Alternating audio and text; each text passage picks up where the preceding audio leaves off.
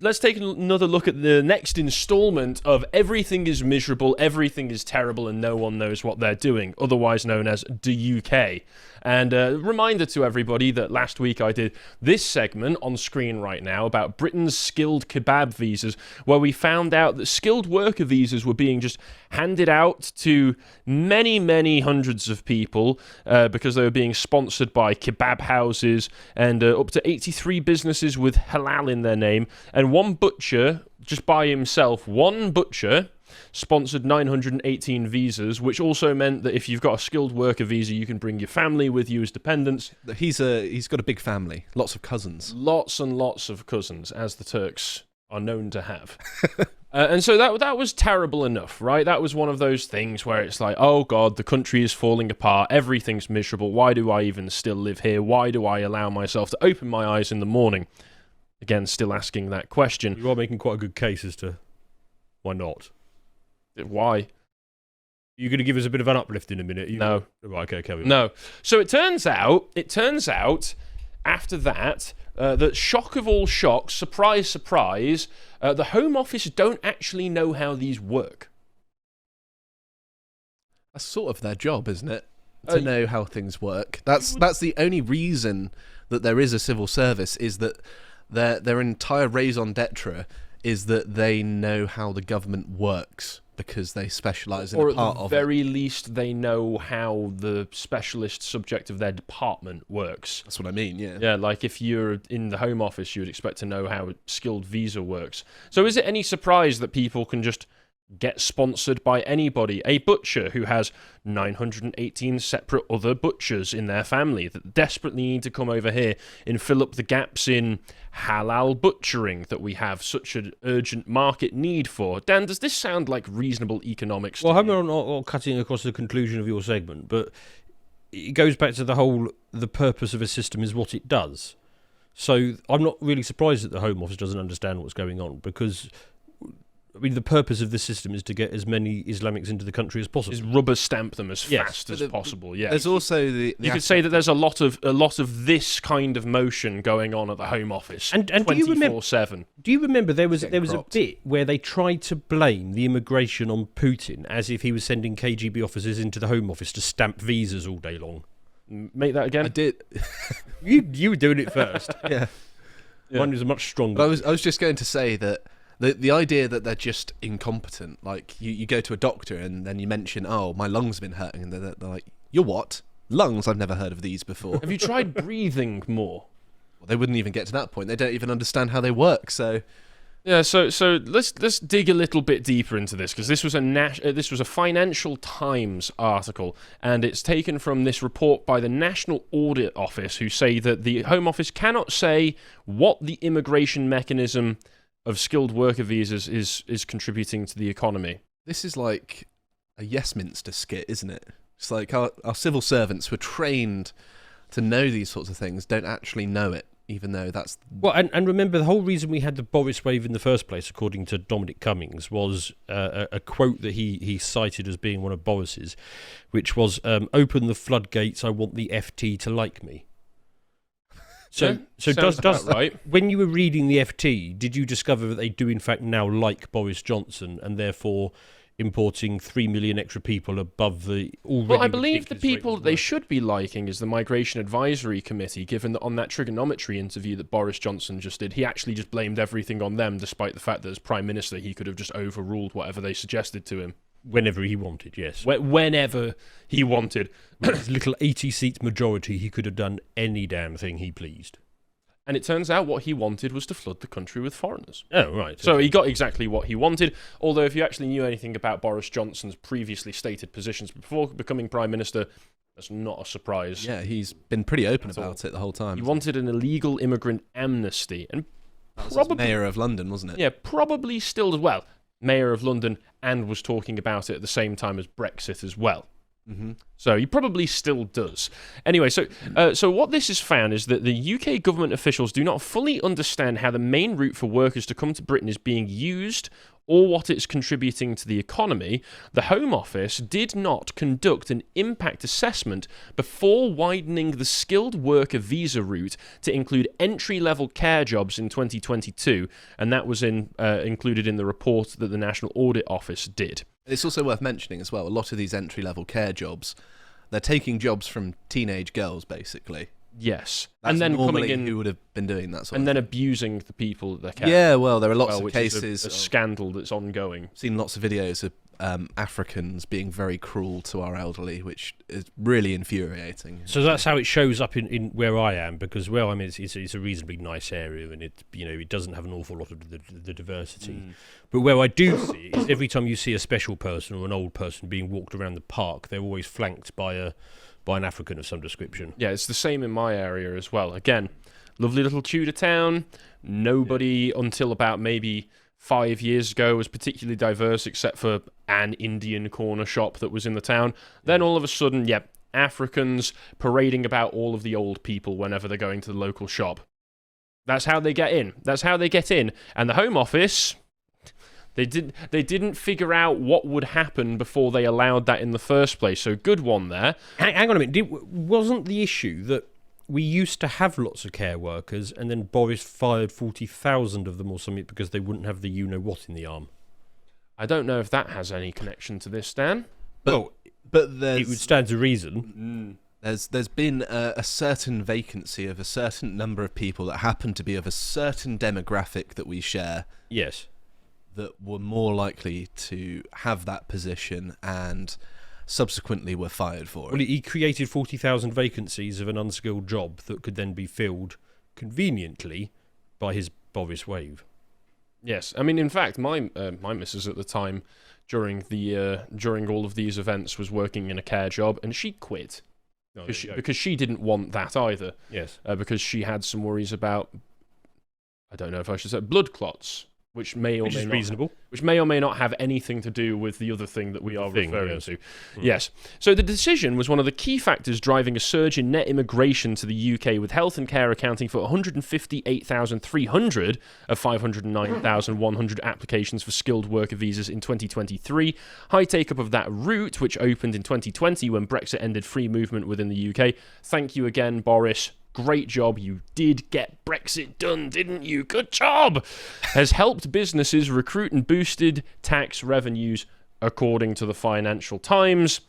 Boosted tax revenues, if you say so. It has also led to more people staying permanently in the UK, more workers bringing family, and more than 5,000 people who came on skilled worker visas applying for asylum in 2024. So you came on a skilled worker visa, but also you're a refugee and you need asylum.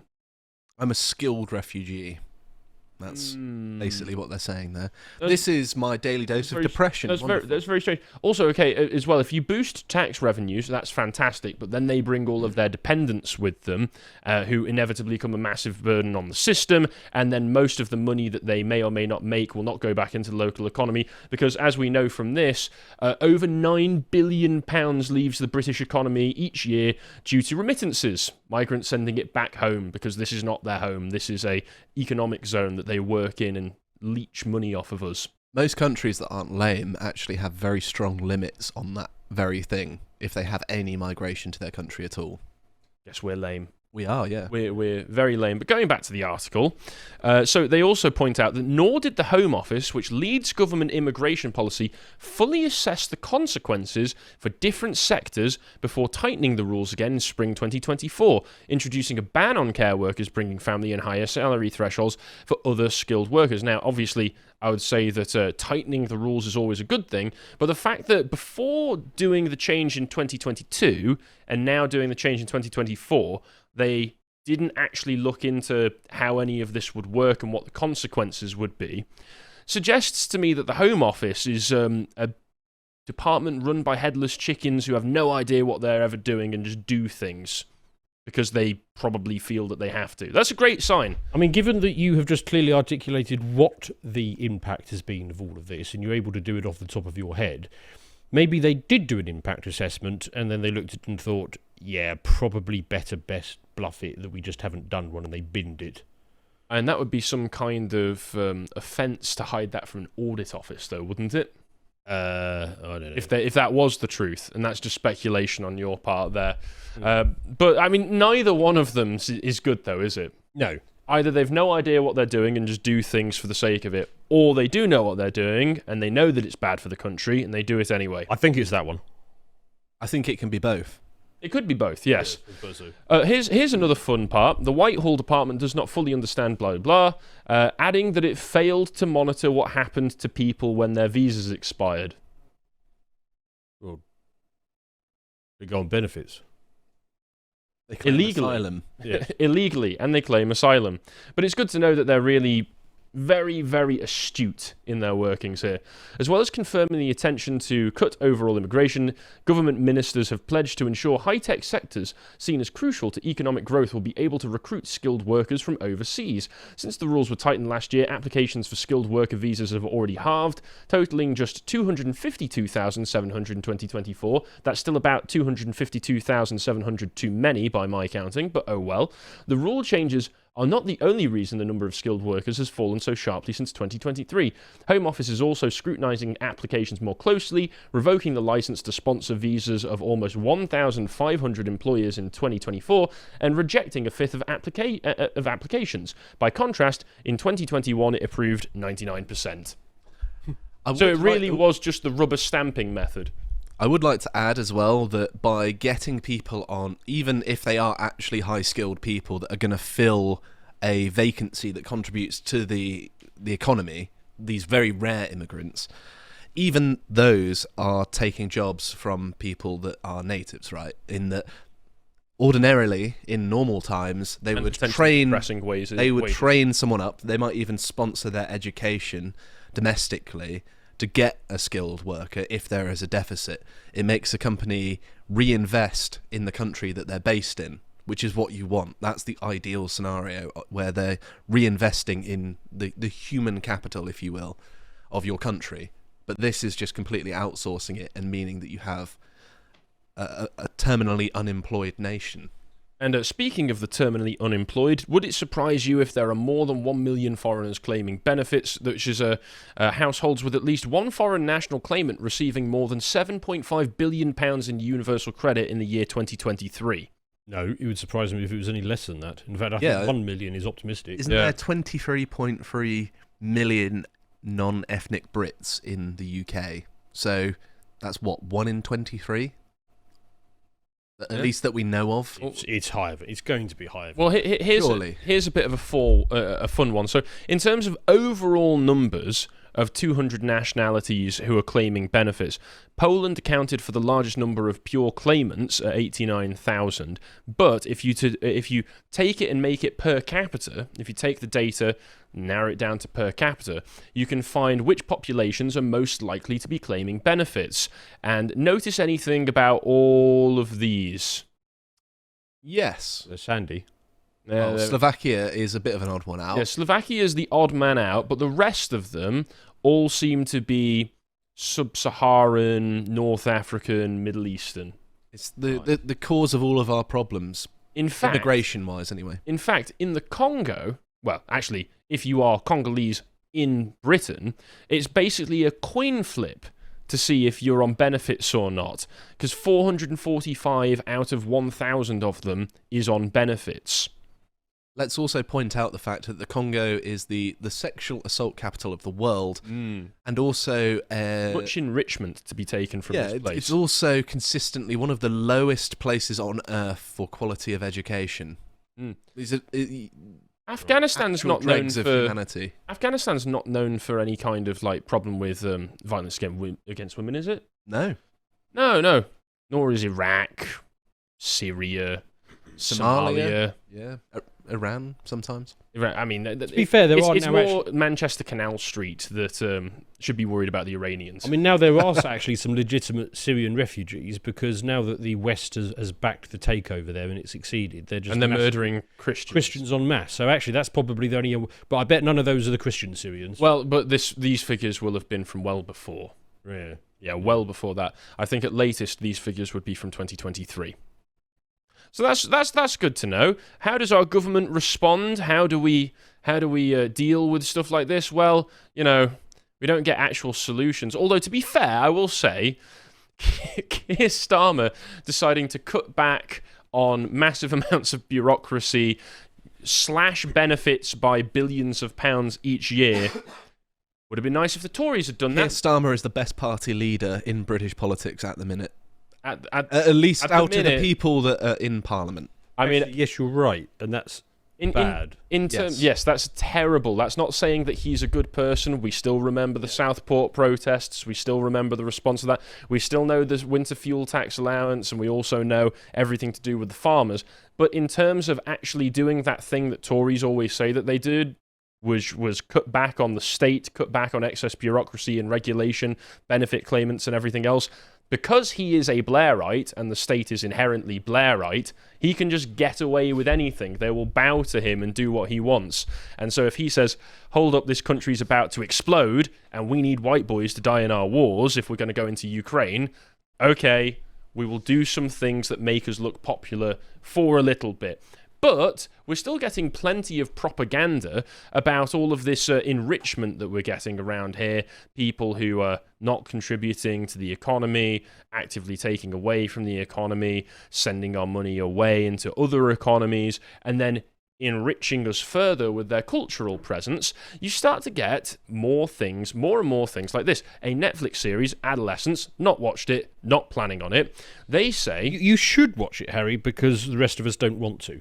Somebody needs to. I don't want to, Dan. You can watch it. I'm not bloody Harry watching did it. read those James O'Brien books, so I still feel need to like do you part 3 of that, because I did read that book. I've just not got round to recording that yet, because I don't feel like depressing you and Carl. But I quite enjoy them. They're wonderful. Well, this is the the most miserable, darkest one, so you'll probably enjoy it the most. I enjoy that. Yeah. But this is a great example of a thing you were just talking about. Is they're now gearing up for getting the white boys to die in their wars again, despite the fact they've spent whatever it is 20, 30 plus years absolutely shitting on the white boys at every possible opportunity. And clearly Netflix haven't got the memo, because they're producing another example of, yes, the London knife crime epidemic is that your new? Is that a your result of pasty? It's done by lots of white boys. scholars and academics, isn't it, in London? No, I think the London knife crime it's academic scholars, anyway. AA's cousin, isn't it? That's your new pseudonym. So yeah, they say that they want their show, which is about knife crime, young white boy killing one of his classmates, a girl, due to the influence of toxic masculinity and misogynist and they're making Andrew influences. Tate, are they? Yeah, Andrew Tate. Andrew Tate has been explicitly named King of the incels. King of the incels. Yeah, that's what he's most known for, right? So does was it drill rap music come up at all?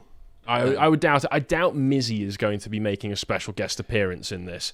So they want it to be shown in Parliament, so it causes discussion and makes change. Basically, like everything else that they want to do, they want it to be a signal to censor the internet more and more and more, because that's all we like doing in this country. So what they've said is that it was Stephen Graham, this chap here, who's appeared in a lot of stuff, and writer Jack Thorne are the co-creators and co-writers of this show, and they say it follows the Miller family, lives blown apart when a 13-year-old boy is arrested for killing a female classmate. Jamie, the character, has been polluted by ideas that he's heard online that make sense to him, that have a logic that's attractive to him, that answer the questions as to his loneliness and isolation that lead him to make very bad choices. We have to understand the things he's been consuming, and that means especially looking at the internet, the manosphere, and incel culture. Hello, Stephen. So did Jamie watch one of your segments, Harry? He must have done. Or one of Connor's. Graham said that he was inspired to make the show after seeing 2 separate reports of boys stabbing girls to death. Would you like to see what one of those reports was? I think I know which one it is. Yeah, so there's this article from My London which actually gives details of one of the incidents that inspired it. Croydon, that's... famous Horrific for murder of a Croydon schoolgirl, and he cited the tragic death of schoolgirl Eliane Andam, almost sounds like Mandem, who was killed by Hassan Sentamu after she got off a bus outside the Whitgift Centre on her way to Old Palace of John Whitgift School in Croydon on September 27th, 2023. Now, Hassan... Maybe Hassan looks exactly like pasty little Jamie here. No. Oh, right. Oh, okay. Well, that's a shock, isn't it? No. When there is a stabbing in London, if I were a betting man, Yes. He is of the demographic, to be fair, most likely to watch Andrew Tate, so that's perhaps true. there is some truth to it.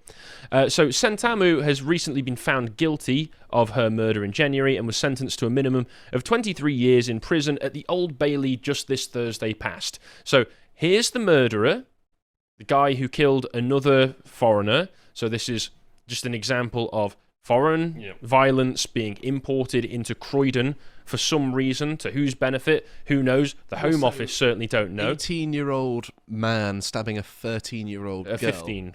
Oh, it's Yeah, 15, sorry. And it was back in 2023, so he may have been 16. So refresh my memory, Harry. I've got that picture in my mind. Yep. What does the Netflix version of that look like? It looks like this. It's amazing how when they're basing it on a black person, mysteriously that person becomes white, but when it's a white person that's done something significant and noteworthy, they become black. It's a I need a word for this Netflixing, whatever it is. Race Netflix swapping. casting.